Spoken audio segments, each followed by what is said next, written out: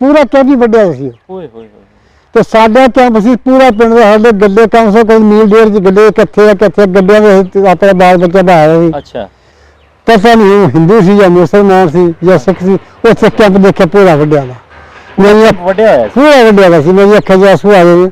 अच्छा 72 साल बाद जो मैनूं याद आई यकीन करो मेरे अखां च आंसू आ गए कि या अल्लाह कट्ठा रहिंदा साडा की हाल बन गया। मिट्टी दा पुतला मिट्टी नू रोंदा घुम गए करां दे बार नी। उस वक्त हिंदू मुसलमान इस वक्त सब भाई भाई होंगे। अच्छा यकीन करो इतना प्यार मोहब्बत जिन्हें कोई झूठ ही बोल क्या बात है। हूँ कोई वक्त ऐसा आ गया नहीं तो उस वक्त जिम्मे एक घर के जी होने कट्ठिया खाना कट्ठिया कम करने इन्नी मोहब्बत होनी जो कोई लेखा ही नहीं। दा पुतला मिट्टी नू रोंदा गुम गए करां दे बार नी। कराना और रंगे ते दो पोल तो सानू राजी तो पीछे फिर सब तो हर जो सब को मिठा शक्कर चौ आटा सारा सब के कंडे कंडे ना वो ढेर लाते। अच्छा पाकिस्तान बड़ा के पाकिस्तानी जगह पाकिस्तानी जगह सब हर शे खोली है मतलब कोई भी चीज कोई चीज नहीं आउंदा जेडे देवा पर नंगिया तो असि यकीन करो भुख ना फिर मैं बिल के दस वो छोटी जी मेरी उम्र थी कोई शे खानी नहीं लगदी।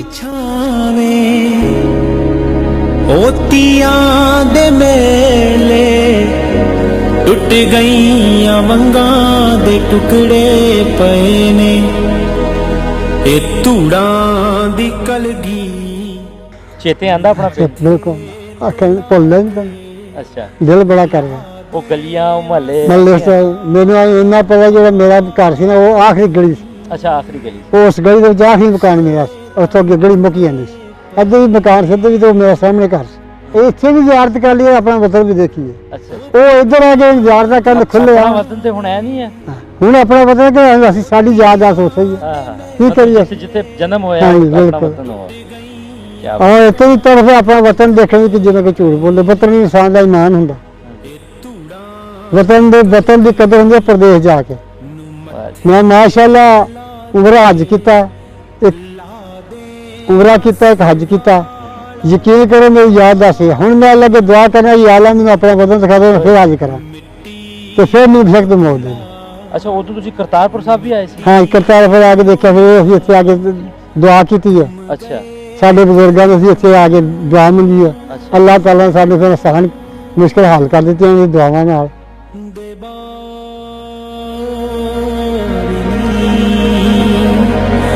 आटे दियां कोई चिड़ियां नू आखो उड़ के ही आ जो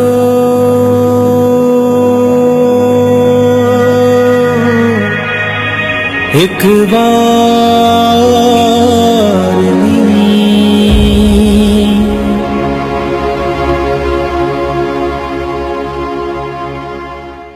अस्सलाम वालेकुम सत श्री अकाल।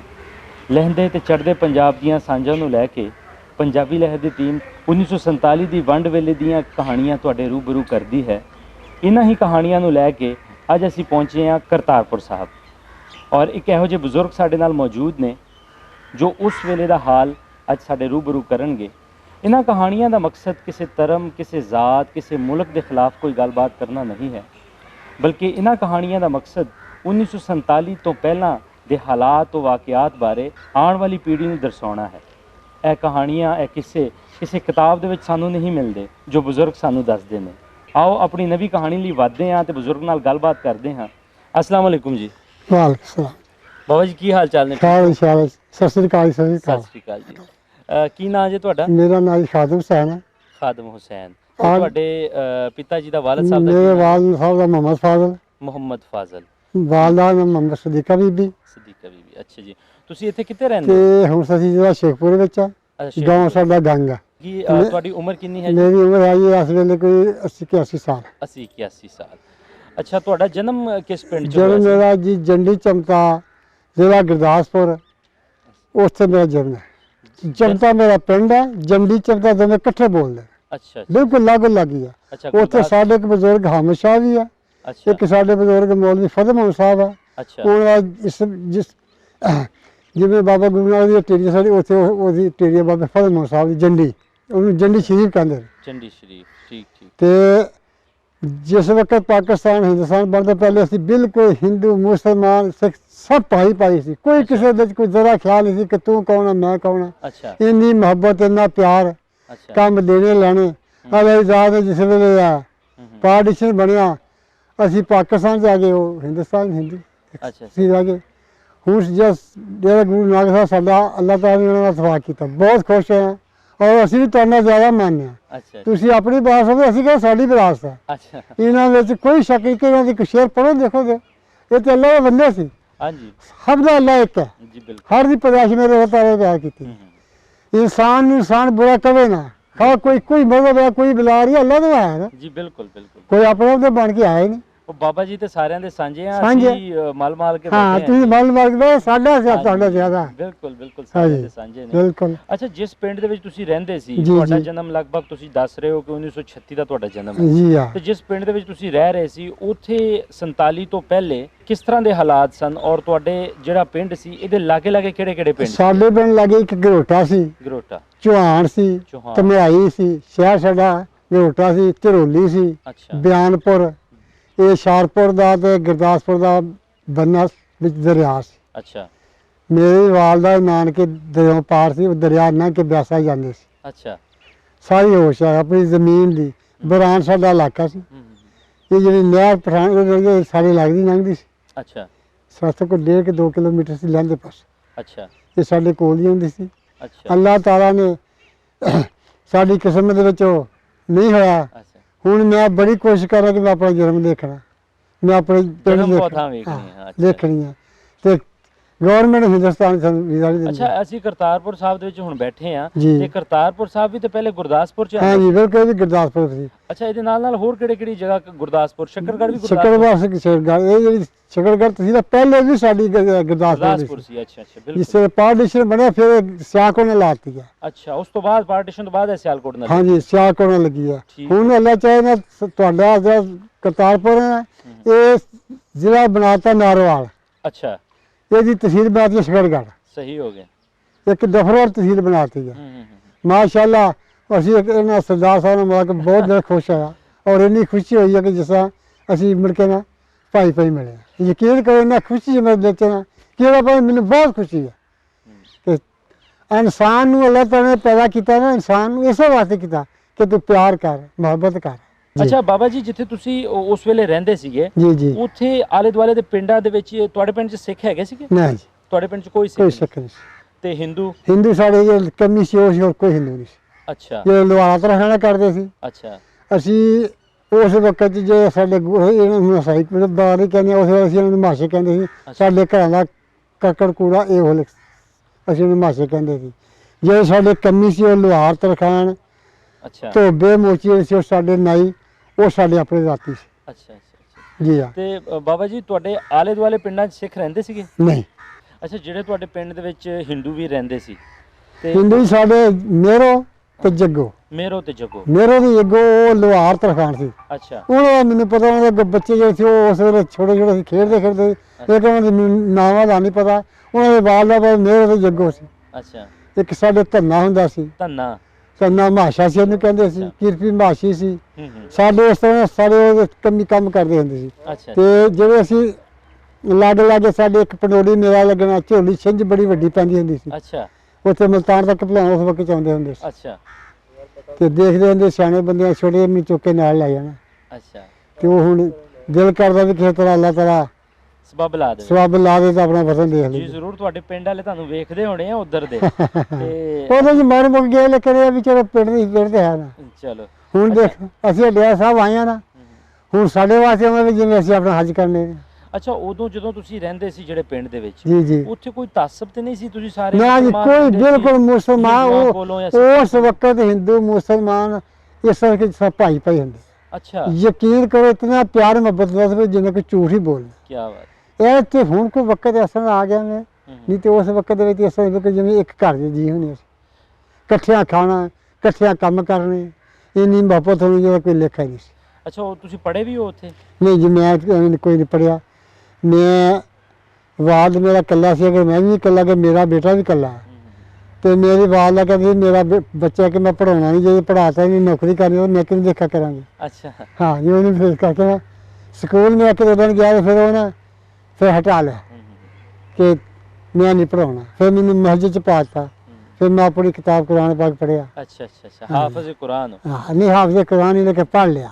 ਅੱਛਾ, ਉਸ ਟਾਈਮ ਤੇ ਤੁਹਾਡੀ ਉਮਰ ਛੋਟੀ ਸੀ, ਲੇਕਿਨ ਆਪਣੇ ਵੱਡਿਆਂ ਕੋਲੋਂ ਤੇ ਸੁਣਿਆ ਹੋਏਗਾ ਕਿ 47 ਹੋ ਰਹੀ ਆ ਜਾਂ ਵੰਡ ਹੋ ਰਹੀ ਆ, ਇਸ ਤਰ੍ਹਾਂ ਤੋਂ ਪਹਿਲੇ ਤੋਂ ਖਬਰ ਸੀ ਜਾਂ ਔਨ ਦਾ ਸਪੋਰਟ? ਹਾਂ ਜੀ, ਸਾਡੇ ਇੱਕ ਜੰਡੀ ਭਗਤ ਹੁੰਦਾ ਸੀ, ਅੱਛਾ, ਜ਼ਾਤ ਦਾ ਘੁਮਿਆਰ ਸੀ। ਅੱਛਾ ਉਹਨੂੰ ਭਗਤ ਕਹਿੰਦੇ ਤੇ ਉਹ ਕਹਿੰਦਾ ਸੀ ਵੀ ਲਹਿੰਦੇ ਦੁਨੀਆ ਚੜ੍ਹਦੇ ਜਾਣੇ ਤੇ ਚੜ੍ਹਦੇ ਲਹਿੰਦੇ ਜਾਣੇ ਆ। ਅੱਛਾ, ਸਾਡੇ ਜਿਹੜੇ ਜੰਡੀ ਸ਼ਰੀਫ ਮੌਲਵੀ ਫਜ਼ਲ ਮੁਹੰਮਦ ਸਾਹਿਬ ਸੀ, ਉਹ ਵੀ ਕਹਿੰਦੇ ਸੀ ਵੀ ਤੁਸੀਂ ਆਪਣਾ ਮਜ਼ਹਬ ਨਾ ਛੱਡਿਓ, ਦੁਨੀਆ ਲਹਿੰਦੇ ਚੜ੍ਹਦੇ ਜਾਣੀ ਹੈ। ਅੱਛਾ, ਤੇ ਉਹ ਅੱਲਾਹ ਤਾਲਾ ਦਾ ਫਿਰ ਹੁਕਮ, ਉਹ ਵੀ ਵਲੀ ਅੱਲਾ ਸੀ, ਜਦੋਂ ਤੁਹਾਡੇ ਗੁਰੂ ਨਾਨਕ ਸਾਹਿਬ ਨਾਲ ਜੀ ਜੀ ਇਹ ਵੀ ਵਲੀ ਅੱਲਾ ਜੀ, ਬਿਲਕੁਲ। ਇਹਨਾਂ ਨੂੰ ਪੂਰੀ ਦੁਨੀਆ ਦੀ ਖਬਰ ਹੈ, ਲੇਕਿਨ ਇਹਨਾਂ ਕਿਸੇ 'ਚ ਫਰਕ ਨਹੀਂ ਪਾਇਆ, ਬਿਲਕੁਲ ਨਹੀਂ ਫਰਕ ਪਾਇਆ। ਨਹੀਂ, ਪੂਰੀ ਜ਼ਿੰਦਗੀ ਦੀ ਹਿਸਟਰੀ ਅਸੀਂ ਦੇਖੀ ਆ, ਜਿਹੜਾ ਫਰਕ ਨਹੀਂ ਪਾਇਆ। ਇਸੇ ਤਰ੍ਹਾਂ ਉਸ ਵਕਤ ਅਸੀਂ ਵੀ ਨਹੀਂ ਸੀ ਪਾਉਂਦੇ, ਹਿੰਦੂ ਜਾਂ ਮੁਸਲਮਾਨ, ਸਿੱਖ ਯਾਤਰੀ ਹਰ ਇੱਕ ਚੀਜ਼ ਨੂੰ ਪਿਆਰ ਕਰਦੇ ਸੀ। ਬਿਲਕੁਲ, ਇੰਨੀ ਸਾਡੀ ਮੁਹੱਬਤ ਸੀ ਕਿ ਅਸੀਂ ਮੇਰੀ ਅੱਖਾਂ 'ਚ ਹੁਣ ਆਂਸੂ ਆ ਗਏ ਸੀ ਕਿ ਯਾਰ ਉਸ ਵਕਤ ਅਸੀਂ ਇੱਥੋਂ ਲੰਘੇ ਸੀ, ਇੱਥੋਂ ਲੰਘ ਇਹ ਤੇ ਉਸ ਵਕਤ ਤਲਾਮ ਹੋਈ ਦੀ ਸੀ, ਉਹਦੇ ਸਿੱਖ ਅੱਛਾ, ਮਾਰਦੇ ਫਿਰ ਸਾਨੂੰ, ਅਸੀਂ ਉਹਨਾਂ ਨੂੰ ਮਾਰਦੇ ਸੀ। ਤੁਸੀਂ 47 ਵੇਲੇ ਕਿਸ ਤਰ੍ਹਾਂ ਘਰੋਂ ਨਿਕਲੇ? ਅਸੀਂ ਜੀ ਫਿਰ ਘਰਾਂ ਤੋਂ ਨਿਕਲੇ, ਅਸੀਂ ਆ ਕੇ ਤੇ ਸਾਡਾ ਸਭ ਤੋਂ ਲਹਿੰਦੇ ਪਾਸੇ ਨਹਿਰ ਦੇ ਉੱਪਰ ਜਿਹੜੀ ਪਠਾਨਕੋਟ ਨਹਿਰ ਦੇ ਉੱਤੇ ਧਮਰਾਈ ਪਿੰਡ ਸੀ, ਅੱਛਾ, ਉੱਥੇ ਅਸੀਂ 13 ਦਿਨ ਬੈਠੇ ਰਹੇ ਹਾਂ। 13 ਦਿਨ? 13 ਦਿਨ ਬਹਿ ਕੇ ਉਸ ਵੇਲੇ ਇੱਕ ਵੰਡ ਹੁੰਦੀ ਸੀ, ਜਿਹੜੇ ਸੀ ਨਾ ਸਾਡੇ ਮਰਜ਼ਈ, ਅੱਛਾ, ਉਹ ਕਹਿੰਦੇ ਸਾਨੂੰ ਇਲਾਕਾ ਵੱਖਰਾ ਦਿਓ।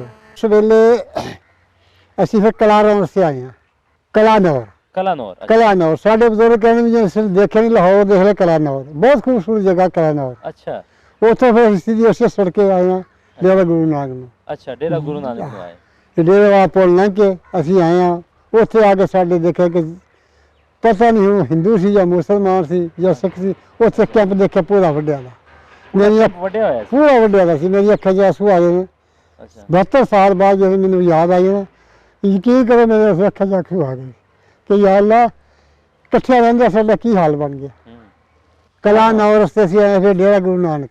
ਇਹ ਆ ਪੁਲ ਸੀ, ਉਸ ਵੇਲੇ ਤੇ ਥੱਲੇ ਰਾਵੀ ਸੀ, ਉੱਤੇ ਗੱਡੀ ਨਾਲ ਤੇ ਤਲਾਰੀ ਸੀ। ਫਿਰ ਅਸੀਂ ਆ ਕੇ ਸ਼ੇਰਗੜ੍ਹ ਵਿੱਚ ਬੈਠਿਆ। ਫਿਰ ਸਾਡੇ ਇੱਕ ਸਬ ਇੰਸਪੈਕਟਰ ਸਿਆਣਪੁਰ ਦਾ, ਉਹ ਸ਼ੇਖਪੁਰ ਇੰਸਪੈਕਟਰ ਸੀ। ਅੱਛਾ, ਜਿਹੜਾ ਸਾਡਾ ਜ਼ਿਆਲਦਾਰ ਸੀ, ਉਹ ਉਹਦੀ ਫੁੱਫੀ ਦਾ ਪੁੱਤ ਸੀ। ਅੱਛਾ, ਉਸਨੇ ਕਿਹਾ ਮੈਂ ਤੇਰੇ ਵਾਸਤੇ ਸਾਲ ਵੀ ਪਿੰਡ ਖਾਲੀ ਕੀਤਾ ਵਾ, ਅੱਛਾ, ਤੇ ਤੂੰ ਸ਼ੇਖਪੁਰ ਆਪਣਾ ਪਿੰਡ ਲੈ ਗਿਆ। ਅਸੀਂ ਉਸ ਜ਼ਮਾਨਾ ਸੀ ਗੱਡਿਆਂ ਦਾ, ਅੱਛਾ, ਗੱਡਿਆਂ ਤੇ ਸਮਾਨ ਰੱਖਿਆ ਸੀ। ਸਮਾਨ ਕੀ ਸਮਾਨ ਫਿਰ ਉੱਥੇ ਜਦੋਂ ਆਏ ਅਸੀਂ ਆਪਣਾ ਇਹ ਕਲਾਨੌਰ ਲੰਘਿਆ ਤੇ ਡੇਰੇ ਵਾਲੇ ਪੁਲ ਤੋਂ ਸਾਨੂੰ ਰਾਵੀ ਤੋਂ ਪਿੱਛੇ ਫਿਰ ਸਾਡੇ ਹਰ ਜੋ ਸਾਡੇ ਕੋਲ ਮਿੱਠਾ, ਸ਼ੱਕਰ, ਚੌਲ, ਆਟਾ ਸਾਰਾ ਸਾਡੇ ਕੰਡੇ ਨਾ ਉਹ ਢੇਰ ਲਾਤੇ ਕਿ ਪਾਕਿਸਤਾਨ ਬੜਾ ਰਿਜ਼ਕ, ਪਾਕਿਸਤਾਨੀ ਜਗ੍ਹਾ ਸਾਡੇ ਹਰ ਸ਼ੈ ਖੋਲੀ ਹੈ। ਮਤਲਬ ਕੋਈ ਵੀ ਚੀਜ਼ ਪਾਕਿਸਤਾਨ ਨਹੀਂ, ਕੋਈ ਚੀਜ਼ ਨਹੀਂ ਆਉਣ ਦਾ। ਜਿਹੜੇ ਅਸੀਂ ਡੇਰਾ ਪੁਲ ਲੰਘਿਆ ਤੇ ਅਸੀਂ ਯਕੀਨ ਕਰੋ ਭੁੱਖ ਨਾਲ ਫਿਰ ਮੈਂ ਬਿਲਕਦਾ ਸੀ, ਉਹਨੇ ਛੋਟੀ ਜਿਹੀ ਮੇਰੀ ਉਮਰ ਸੀ, ਕੋਈ ਸ਼ੈ ਖਾਣ ਨਹੀਂ ਲੱਭਦੀ।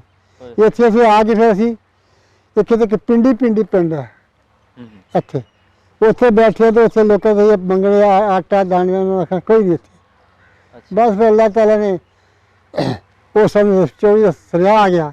ਅਸੀਂ ਗੱਡੇ ਜੋ ਗਏ ਭੁੱਖਣ ਪਾਣੀ ਸੀ, ਫਿਰ ਅਸੀਂ ਸ਼ੇਖਪੁਰ ਦੇ ਇਲਾਕੇ ਚਲੇ ਗਏ। ਅੱਛਾ, ਉੱਥੇ ਸ਼ੇਖਪੁਰ ਲਹਿੰਦੇ ਪਾਸੇ ਸੱਚਾ ਸੌਦਾ, ਫਰੂਕਾਬਾਦ ਤੇ ਸ਼ੇਖਪੁਰ ਸੈਂਟਰ ਸਾਡਾ ਪਿੰਡ ਹੈ ਕੰਗ। ਅਸੀਂ ਕੰਗੀ ਫਿਰ ਬਹਿ ਗਏ। ਉੱਥੇ ਫਿਰ ਸਾਨੂੰ ਜ਼ਮੀਨ ਮਿਲੀ ਆ ਫੀ ਪ੍ਰਤੀ ਕਿੱਲਾ, ਜਿੰਨੇ ਜੀ ਹੈ ਕਿ 10 ਨੂੰ 10 ਕਿੱਲੇ, ਜਿਹੜੇ 5 ਨੂੰ 5 ਤੇ 2 ਨੂੰ 2। ਬਾਅਦ ਵਿੱਚ ਜਦੋਂ ਪਾਰਟੀਸ਼ਨ ਜਿਹੜੇ ਬਣ ਕੇ ਦੁਨੀਆ ਬਹਿ ਗਈ, ਫਿਰ ਉਹਨੇ ਕਿਹਾ ਵੀ ਤੁਸੀਂ ਲੰਬਰ ਲਿਓ। ਫਿਰ ਸਾਨੂੰ ਜ਼ਮੀਨ ਦਾ ਹੱਕ ਪਿਆ। ਇਹ ਜ਼ਮੀਨ ਦੇ ਲੰਬਰ ਬੜੇ ਸੀ ਇੱਥੇ। ਜੇ ਅਸੀਂ ਸ਼ਕਰਗੜ੍ਹ 'ਚ ਬੰਦੇ ਸਾਨੂੰ 10 ਦੀਆਂ 40 ਪੈਣੀਆਂ ਸੀ, ਉੱਥੇ ਸਾਨੂੰ 10 ਦੀਆਂ 5 ਪਈਆਂ। ਅੱਛਾ ਅੱਛਾ ਅੱਛਾ, ਅੱਧੀਆਂ ਪਈਆਂ।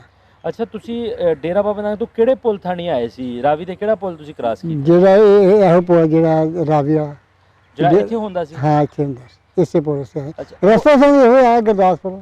ਅੱਛਾ ਅੱਛਾ, ਤੇ ਇਹ ਪੁਲ ਹੁਣ ਹੈਗਾ ਵਾ ਕਿ ਹੁਣ ਨਹੀਂ ਜੀ? ਫਿਰ ਸੰਡ ਪੈਣ ਦੀ ਜੰਗ ਤੋਂ ਬਾਅਦ ਫਿਰ ਸਾਡੀ ਆਰਮੀ ਆਪ ਤੋੜਤਾ ਸੀ। ਅੱਛਾ, ਤੋੜ ਬੰਬ ਮਾਰ ਕੇ ਤੋੜ ਦਿੱਤਾ ਸੀ। ਅੱਛਾ ਹੁਣ ਮਾਸ਼ਾਅੱਲਾ ਸਿੱਧੂ ਸਾਹਿਬ ਦੀ ਅੱਲਾ ਉਮਰ ਜ਼ਿਆਦਾ ਕਰੇ ਅਸੀਂ ਕਹਿੰਦੇ ਆ ਅੱਲਾਹ ਤਾਲਾ ਉਹਨੂੰ ਜਨਤਾ ਦੇ ਉਹਦਾ ਘਰ ਉਸਨੇ ਇਮਰਾਨ ਖਾਨ ਨਾਲ ਕੋਈ ਦੋਸਤੀ ਸੀ ਉਸਨੇ ਮੁਲਾਕਾਤ ਕੀਤੀ ਅਤੇ ਹਰਾ ਖੋਲਦਾ ਸੀ ਤੇ ਇੰਨੇ ਖੁਸ਼ ਆ ਅੱਛਾ ਕਿ ਜਿਹਦਾ ਕੋਈ ਲੇਖਾ ਹੀ ਨਹੀਂ। ਅੱਛਾ ਅਸੀਂ ਕਹਿੰਦੇ ਯਾਦ ਹੈ ਕਿ ਸਾਨੂੰ ਇਸ ਪਾਸੇ ਨੂੰ ਜਾਣ ਦੇਣ ਨਾ ਤੇ ਦੋਵਾਂ ਹਕੂਮਤਾਂ ਨੂੰ ਬੜੀ ਆਮਦਨ ਹੋਵੇ ਇਤਨਾ ਆਮਦਨ ਹੋ ਕਿ ਉਹ ਚਾਹੁੰਦੀ ਹੈ ਕਿ ਅਸੀਂ ਪਾਕਿਸਤਾਨ ਦੇਖੀਏ ਅਸੀਂ ਕਹਿੰਦੇ ਅਸੀਂ ਹਿੰਦੁਸਤਾਨ ਦੇਖੀਏ ਕਿਉਂਕਿ ਲਹਿੰਦੇ ਜਿਹੜੀ ਦੁਨੀਆ ਇਹਦੀ ਆ। ਬਿਲਕੁਲ ਹਾਂਜੀ ਅਸੀਂ ਇਸ ਕਰਕੇ ਕਹਿੰਦੇ ਕਿ ਹੁਣ ਤੁਹਾਡੀ ਜੇ ਸਾਡੇ ਅਸੀਂ ਤਾਂ ਕਹਿੰਦੇ ਹਾਂ ਸਾਡੇ ਆਪਣਾ ਇਮਰਾਨ ਸਾਹਿਬ ਨੇ ਕਈ ਵਾਰ ਕਿਹਾ ਮਜ਼ਾਕ ਕਰੋ ਖੁੱਲਾ ਕਰੋ ਜੰਗ ਤਾਂ ਹੋ ਸਕਦੀ ਨਹੀਂ ਅਗਰ ਤੁਹਾਡੇ ਕੋਲ ਸਾਡੇ ਕੋਲ ਹੈ ਜੇ ਜੰਗ ਲੱਗੇ ਫਿਰ ਕਿਆ ਮਤਲਬ ਬਿਲਕੁਲ ਫਿਰ ਤਾਂ ਦੁਨੀਆ ਮਾਰਨਾ ਬਿਲਕੁਲ ਹਾਂਜੀ ਬੇਵਕੂਫੀ ਹੈ। ਅੱਛਾ ਮੈਨੂੰ ਇਹ ਦੱਸੋ ਜਦੋਂ ਤੁਸੀਂ ਗੱਲ ਕੀਤੀ ਕਿ ਜਿਹੜੇ ਕੈਂਪ 'ਚ ਤੁਸੀਂ ਬੈਠੇ ਹੋ ਉੱਥੇ ਵੱਟ-ਟੁਕ ਹੋਈ ਸੀ ਵੱਟ-ਟੁਕ ਕਿਹਨਾਂ ਦੀ ਹੋਈ ਸੀ ਸਿੱਖਾਂ ਦੀ ਹੋਈ ਸੀ? ਜੀ ਮੈਨੂੰ ਉਸ ਵੇਲੇ ਨੇ ਝੂਠ ਮਾਰਿਆ ਮੈਂ ਤਾਂ ਸ਼ਾਮ ਪਈ ਸੀ ਵੱਡੀ ਦੁਨੀਆ ਦੇਖੀ ਵੀ ਮੁਸਲਮਾਨ ਬੜੇ ਸੀ ਜਾਂ ਸਿੱਖ ਸੀ ਜਾਂ ਉਹ ਤਾਂ ਖੁਦਾ ਜਾਣਦਾ ਦੇਖੇ ਨਹੀਂ ਜਾਂਦੇ ਨਾ ਕਿ ਗਾਂ ਆ ਗਿਆ ਸ਼ਾਮ ਪਈ ਦੀ ਸੀ। ਅੱਛਾ ਕਿੰਨੇ ਕ ਬੰਦੇ ਉੱਥੇ ਉਸ ਵੇਲੇ ਅਸੀਂ ਕਮ ਸੇ ਕਮ ਦੇਖਦੇ ਕਿ ਕੈਂਪ ਪੂਰਾ ਕੈਂਪ ਹੀ ਵੱਡਿਆ ਸੀ ਹੋਏ ਹੋਏ ਤੇ ਸਾਡਾ ਕੈਂਪ ਸੀ ਪੂਰਾ ਪਿੰਡ ਦਾ ਸਾਡੇ ਗੱਡੇ ਕਮ ਸੇ ਕਮ ਮੀਲ ਡੇਢ ਚ ਗੱਡੇ ਕਿੱਥੇ ਗੱਡਿਆਂ ਦੇ ਆਪਣਾ ਬਾਲ ਬੱਚਾ ਬਾਹਰ ਸੀ। ਅੱਛਾ ਸਮਾਜ ਸਾਡਾ ਖੋਲਿਆ ਉੱਥੇ ਰਾਹ 'ਚ। ਅੱਛਾ ਉਦੋਂ ਤੁਸੀਂ ਕਰਤਾਰਪੁਰ ਸਾਹਿਬ ਵੀ ਆਏ ਸੀ? ਹਾਂ ਕਰਤਾਰਪੁਰ ਆ ਕੇ ਦੇਖਿਆ ਫਿਰ ਅਸੀਂ ਇੱਥੇ ਆ ਕੇ ਦੁਆ ਕੀਤੀ ਹੈ। ਅੱਛਾ ਸਾਡੇ ਬਜ਼ੁਰਗਾਂ ਨੇ ਅਸੀਂ ਇੱਥੇ ਆ ਕੇ ਦੁਆ ਮੰਗੀ ਹੈ ਅੱਲਾਹ ਤਾਲਾ ਨੇ ਸਾਡੇ ਫਿਰ ਆਸਾਨ ਮੁਸ਼ਕਿਲ ਹੱਲ ਕਰ ਦਿੱਤੀਆਂ ਉਹਨਾਂ ਦੀ ਦੁਆਵਾਂ ਨਾਲ। ਤੇ ਹੁਣ ਮੇਰੀ ਇੱਥੇ ਉਦੋਂ ਸਿੱਖ ਹੈਗੇ ਸੀਗੇ ਇੱਥੇ ਨਹੀਂ ਜੀ ਉਹਦੇ ਸਿੱਖ ਕਿੱਥੇ ਸੀ ਉਹਦੇ ਦੂਜੇ ਉਹ ਖਾਲੀ ਸੀ ਉਸ ਵਕਤ ਦੇ ਪਿਆ ਤੇ ਉਹਦੇ ਯਾਰ ਬਣੀ ਸੀ। ਅੱਛਾ ਤੁਸੀਂ ਕਹਿ ਰਹੇ ਸੀ ਕਿ ਇੱਥੇ ਵੀ ਸਿੱਖਾਂ ਦੀਆਂ ਲਾਸ਼ਾਂ ਪਈਆਂ ਸੀਗੀਆਂ ਜੀ ਉਸ ਵੇਲੇ ਜਿਹੜੀ ਸਿੱਖ ਸੀ ਮੁਸਲਮਾਨ ਦੀ ਕੀ ਪਤਾ ਇੱਥੇ ਨਹੀਂ ਪੁੱਲ ਲੱਗਿਆ ਜਿਹੜਾ ਪੁੱਲ ਸੀ ਇੱਥੇ ਕੋਈ ਇੱਥੇ ਕहीं ਜਾ ਹੀ ਨਹੀਂ ਸੀ। ਅੱਛਾ ਅੱਛਾ ਤੁਹਾਡੇ ਨਾਲ ਇੱਕ ਬਹੁਤ ਲੰਬੀ ਚੌੜੀ ਗੱਲਬਾਤ ਹੋਈ ਜੀ। ਹੁਣ ਇਹ ਦੱਸੋ ਹਾਲਾਤ ਤੁਹਾਡੇ ਸਾਹਮਣੇ ਨੇ ਦੋਵਾਂ ਮੁਲਕਾਂ ਦੇ ਵਿਚਕਾਰ ਹੁਣ ਤੇ ਵੈਸੇ ਇਮਰਾਨ ਖਾਨ ਦੀ ਵਜ੍ਹਾ ਤੋਂ ਔਰ ਸਿੱਧੂ ਸਾਹਿਬ ਦੀ ਵਜ੍ਹਾ ਤੋਂ ਦੋਵੇਂ ਪੰਜਾਬ ਕਾਫੀ ਨੇੜੇ ਆ ਚੁੱਕੇ ਨੇ ਲੇਕਿਨ ਫਿਰ ਵੀ ਤੁਹਾਡੇ ਵਰਗੇ ਬਜ਼ੁਰਗਾਂ ਨੂੰ ਆਉਣ ਜਾਣ ਦੀ ਬਹੁਤ ਹੀ ਦੁਸ਼ਵਾਰੀ ਪੇਸ਼ ਆ ਰਹੀ ਹੈ। ਹੁਣ ਫਿਊਚਰ ਦੇ ਵਿੱਚ ਤੁਸੀਂ ਕੀ ਵੇਖਦੇ ਹੋ ਪਿਛਲੇ 70 ਸਾਲ ਦੀ ਲੜਾਈ ਤੋਂ ਬਾਅਦ ਹੁਣ ਆਉਣ ਵਾਲੇ ਦੌਰ 'ਚ ਤੁਸੀਂ ਕੀ ਆਪਣਾ ਪੈਗਾਮ ਦੇਣਾ ਚਾਹੁੰਦੇ ਹੋ ਕਿ ਸਾਨੂੰ ਲੜਨਾ ਚਾਹੀਦਾ ਜਾਂ ਪਿਆਰ ਮੁਹੱਬਤ? ਅਸੀਂ ਤਾਂ ਕਹਿੰਦੇ ਯਾਰ ਲੈ ਜਿਸ ਤਰ੍ਹਾਂ ਸਾਡਾ ਉਸੇ ਵਕਤ ਸੀ ਉਸ ਵਕਤ ਵਾਂਗੂ ਸਾਡਾ ਪਿਆਰ ਮੁਹੱਬਤ ਹੋਵੇ ਭਾਈ ਹੈ। ਅੱਲਾਹ ਤਾਲਾ ਤੁਹਾਨੂੰ ਪੈਦਾ ਕੀਤਾ ਸਾਨੂੰ ਕੀਤਾ ਇਨਸਾਨ ਦੇ ਵਿੱਚ ਇਨਸਾਨ ਨੂੰ ਪੈਦਾ ਕਿਉਂ ਕੀਤਾ ਇਹ ਦੇਖੋ ਕਿ ਵਾਸਤੇ ਇਹਨੂੰ ਮੁਹੱਬਤ ਵਾਸਤੇ ਅਗਰ ਜੇ ਹੁਕੂਮਤਾਂ ਤੋਂ ਅਮਰ ਕਰਦੇ ਕਿਉਂ ਫਸਾਦ ਮਕਾ ਦੇਣ ਇਹ ਕੁਛ ਨਹੀਂ ਇਨਸਾਨ ਨੂੰ ਮਾਰਨਾ ਸਾਰੀ ਦੁਨੀਆ ਨੂੰ ਮਾਰਨਾ ਇੱਕ ਕਤਲ ਕਰੋ ਉਹ ਸਾਰੀ ਨਸਲ ਨੂੰ ਕਤਲ ਕੀਤਾ। ਅਸੀਂ ਇਹ ਕਹਿੰਦੇ ਸਾਡਾ ਦੀਨ ਤੇ ਕਹਿੰਦਾ ਕਿ ਇੱਕ ਇਨਸਾਨ ਕਤਲ ਕਰੋ ਸਮਝ ਕੇ ਮੈਂ ਸਹੀ ਦੁਨੀਆ ਕਰਕੇ ਇਹ ਇਸ ਝਗੜੇ ਜਾਣਦੇ ਨੇ ਅਸੀਂ ਤੇ ਇਹ ਕਹਿੰਦੇ ਹਾਂ ਅੱਲਾਹ ਤਾਲਾ ਹਦਾਇਤ ਦੇ ਦੋਵਾਂ ਮੁਲਕਾਂ ਨੂੰ ਇੱਕ ਹੋ ਜਾਣ। ਅੱਛਾ ਅਸੀਂ ਹੁਣ ਲਾਂਘੇ ਦੇ ਕਰੀਬ ਬੈਠੇ ਹਾਂ ਆਪਣੇ ਸਰੋਤਿਆਂ ਨੂੰ ਵੀ ਅਸੀਂ ਲਾਂਘਾ ਥੋੜੀ ਦੇਰ ਤੱਕ ਵਿਖਾਵਾਂਗੇ ਜੀ ਜਿੰਨਾ ਕੰਮ ਉਹਦੇ ਉੱਪਰ ਹੋ ਰਿਹਾ ਹੈ ਜੀ। ਇਹ ਲਾਂਘਾ ਜਦੋਂ ਤਿਆਰ ਹੋ ਜਾਏਗਾ ਉੱਥੋਂ ਤੇ ਸਿੱਖ ਆਣਗੇ ਜੀ ਠੀਕ ਹੈ ਲੇਕਿਨ ਕਿਉਂਕਿ ਜਿਹੜੇ ਲਹਿੰਦੇ ਪਾਸੇ ਵਾਲੇ ਬਜ਼ੁਰਗ ਰਹਿੰਦੇ ਨੇ ਜੀ ਤੁਸੀਂ ਕੀ ਸਮਝਦੇ ਹੋ ਕਿ ਇਸ ਲਾਂਘੇ ਥਾਣੀ ਤੁਹਾਨੂੰ ਵੀ ਇਜਾਜ਼ਤ ਹੋਣੀ ਚਾਹੀਦੀ ਉੱਥੇ ਜਾਣਾ? ਹਾਂ ਜੀ ਬਿਲਕੁਲ ਇਹ ਕਹਿੰਦੇ ਸਾਡੇ ਅਸੀਂ ਆਪਣਾ ਸਾਡਾ ਘਰ ਹੀ ਹੁੰਦਾ। ਵਾਹ ਜੀ ਡੇਰਾ ਗੁਰੂ ਨਾਨਕ ਤੋਂ ਅਸੀਂ ਆਪਣੇ ਮੁਲਕ ਨੂੰ ਜਾਈਏ ਸਾਡਾ ਘਰ ਆ ਇੱਥੇ ਵੀ ਜ਼ਿਆਰਤ ਕਰ ਲਈਏ ਆਪਣਾ ਵਤਨ ਵੀ ਦੇਖੀਏ। ਅੱਛਾ ਉਹ ਇੱਧਰ ਆ ਕੇ ਜ਼ਿਆਰਤਾਂ ਕਰਨ ਖੁੱਲੇ ਆ ਵਤਨ ਤੇ ਹੁਣ ਹੈ ਨਹੀਂ ਹੈ ਹੁਣ ਆਪਣਾ ਵਤਨ ਕਿ ਅਸੀਂ ਸਾਡੀ ਯਾਦ ਉੱਥੇ ਹੀ ਹੈ ਕੀ ਕਰੀਏ ਜਿੱਥੇ ਜਨਮ ਹੋਇਆ ਆਪਣਾ ਵਤਨ ਹੋਇਆ ਕੀ ਹਾਂ ਇੱਥੇ ਵੀ ਤਰਫ ਆਪਣਾ ਵਤਨ ਦੇਖਣ ਦੀ ਕਿ ਜਿਹਨਾਂ ਕੋਈ ਝੂਠ ਬੋਲੇ ਵਤਨ ਹੀ ਇਨਸਾਨ ਦਾ ਇਮਾਨ ਹੁੰਦਾ ਵਤਨ ਦੀ ਕਦਰ ਹੁੰਦੀ ਹੈ ਪ੍ਰਦੇਸ਼ ਜਾ ਕੇ। ਮੈਂ ਮਾਸ਼ਾਅੱਲਾ ਉਮਰਾ ਹੱਜ ਕੀਤਾ ਇੱਕ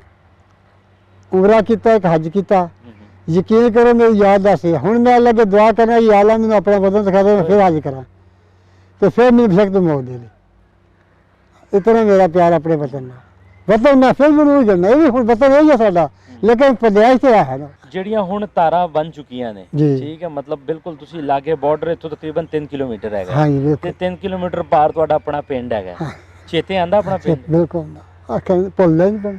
ਅੱਛਾ ਦਿਲ ਬੜਾ ਕਰਦਾ ਉਹ ਗਲੀਆਂ ਮੁਹੱਲੇ ਮੈਨੂੰ ਇੰਨਾ ਪਤਾ ਜਿਹੜਾ ਮੇਰਾ ਘਰ ਸੀ ਨਾ ਉਹ ਆਖਰੀ ਗਲੀ ਸੀ। ਅੱਛਾ ਆਖਰੀ ਗਲੀ ਸੀ ਉਸ ਗਲੀ ਦੇ ਵਿੱਚ ਆਖਰੀ ਮਕਾਨ ਮੇਰਾ ਸੀ ਉੱਥੋਂ ਅੱਗੇ ਗਲੀ ਮੁੱਕੀ ਜਾਂਦੀ ਸੀ ਅੱਧੇ ਵੀ ਮਕਾਨ ਸਿੱਧੇ ਵੀ ਤਾਂ ਮੇਰਾ ਸਾਹਮਣੇ ਘਰ ਸੀ ਭੁੱਲਿਆ ਨਹੀਂ ਜਾਂਦਾ ਗਲੀਆਂ ਮੁਹੱਲੇ ਸਾਰੇ ਨਹੀਂ ਹੁਣ ਅਗਰ ਤੁਸੀਂ ਚਲੇ ਜਾਓ ਤੇ ਉਹ ਯਾਦ ਦਾ ਖੈਰ ਨਹੀਂ ਹੁਣ ਹੋ ਸਕਦੀ ਲੇਕਿਨ ਕੁਛ ਨਾ ਲੱਭ ਲੋਗੇ ਆਪਣਾ ਘਰ ਕੋਸ਼ਿਸ਼ ਕਰਾਂਗੇ ਕਿ ਸੁਲਤਾਨ ਵਧੀਆ ਮਕਾਨ ਢੇੜ ਕੇ ਲੋਕਾਂ ਪਾਏ ਦੇ ਉਹ ਕੱਚੇ ਮਕਾਨ ਸਾਰੇ ਦੌਰ ਤੇ ਮਕਾਨ ਪੱਕਾ ਹੀ ਨਹੀਂ ਸੀ ਸਾਡੇ ਜੰਡੀ ਚੌਂਕ ਦੇ ਵਿੱਚ ਮਕਾਨ ਪੱਕਾ ਇੱਕ ਘਰ ਦਾ ਹੈ, ਮਕਾਨ ਸਾਰੇ ਕੱਚੇ ਸੀ। ਅੱਛਾ ਉਸ ਵਕਤ ਦੁਨੀਆ ਦੀ ਮੁਹੱਬਤ ਜ਼ਿਆਦਾ ਸੀ, ਜ਼ਿੰਦਗੀ ਉਹ ਸੀ। ਉਸ ਲਈ ਮਕਾਨ ਬਣਾਉਣ ਦਾ, ਲੈਟਰੀਨਾਂ ਬਣਾਉਣ ਦਾ, ਖੁਦਖਾਨੇ, ਬੈਠਕਾਂ ਦਾ ਕੋਈ ਰਿਵਾਜ ਨਹੀਂ ਸੀ। ਇੱਕ ਮਕਾਨ ਨਾਲ ਇੱਕ ਸਵਾਤ ਹੋਣੀ ਰੋਟੀ ਪਕਾਉਣ ਵਾਸਤੇ, ਛੋਟੀ ਜਿਹੀ ਕੱਚੀ ਮਕਾਨ, ਕੱਚੀ ਉਹ ਸਵਾਤ ਹੋਣੀ।